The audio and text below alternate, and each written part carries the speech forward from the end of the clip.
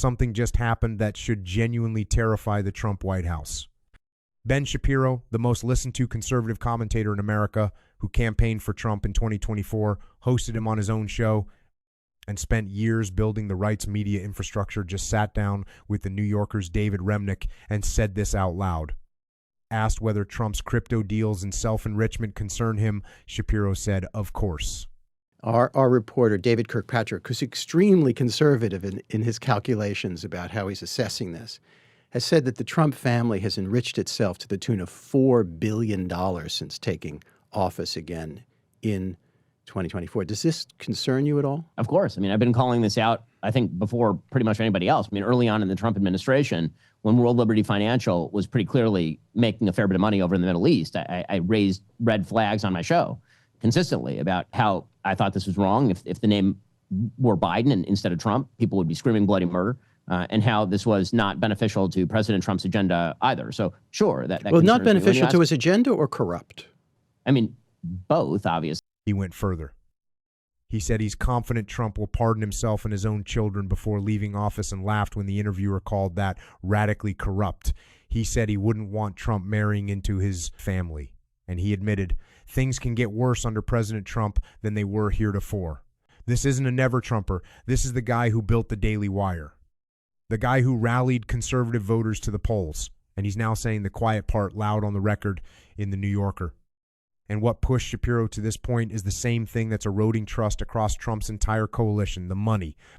The New Yorker's David Kirkpatrick, using conservative estimates, found that the Trump family has enriched itself by at least $4 billion since taking office in January 2025. That's not from the Trump Organization's pre-existing business. That's from new ventures launched after he became president: crypto tokens, meme coins, stablecoin deals, real estate, AI mergers, nuclear fusion partnerships, all in sectors his own administration regulates. World Liberty Financial, the family's crypto platform, co-run by Steve Witkoff's son, and the Trump boys raked in $1.4 billion in revenue in 1 year. More than the Trump real estate portfolio ever earned annually.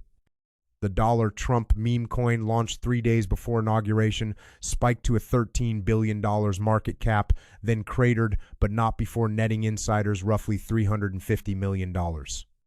A convicted felon running a crypto exchange got a Trump pardon after his company struck a deal with World Liberty Financial.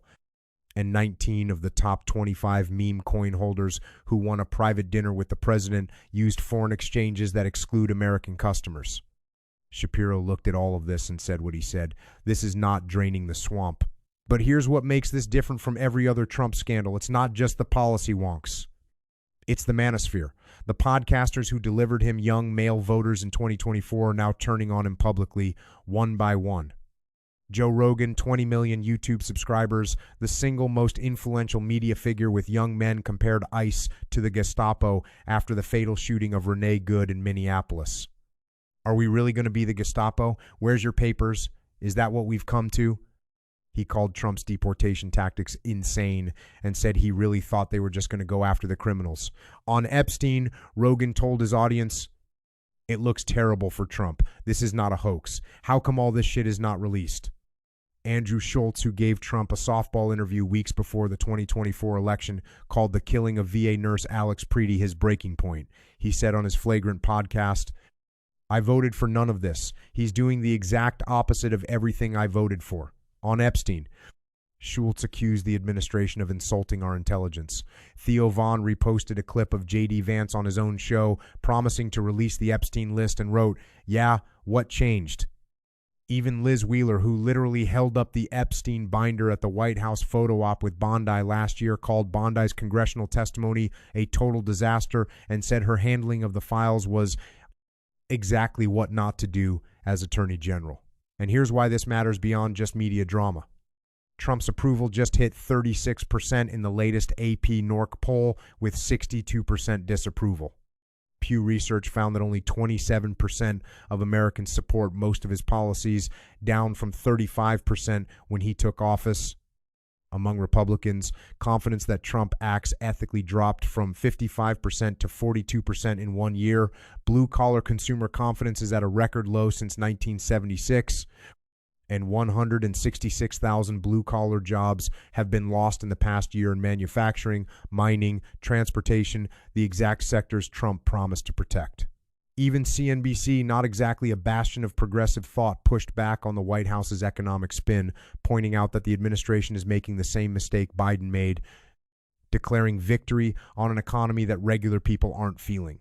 Now, let me be clear about something. Nobody's getting a medal for waking up to what millions of people saw from day one. Trump literally told us who he was. He ran on it. He launched a meme coin 3 days before inauguration. He took a $400 million jet from Qatar. He called crypto a scam in 2021 and made it his family business by 2025. The shameless flip-flopping from people like Shapiro, who said in 2016 he'd never vote for Trump, then campaigned for him in 2024, and is now criticizing him in The New Yorker, should absolutely be met with an eye roll. But here's what matters. The infrastructure is fracturing. Trump's political model depends on a unified media ecosystem that reinforces his messaging. Conservative commentators who defend him when facts are inconvenient. Podcasters who signal to young men that this is acceptable. Cultural validators who make the swing voter feel okay about their choice. That architecture is cracking not from the left, but from inside.